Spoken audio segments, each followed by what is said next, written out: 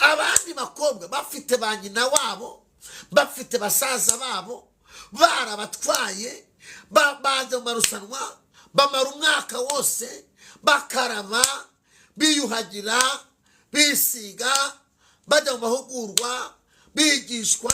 Ese ntawamwigishaga, ntamugiraga inama, nta se na nyina, nta musaza we, nta tante, nta okere.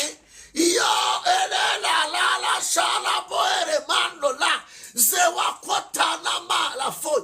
Ariko kubera imbaraga zo gukizwa byatumye Esther aratora, nta mashuri, ntacyo.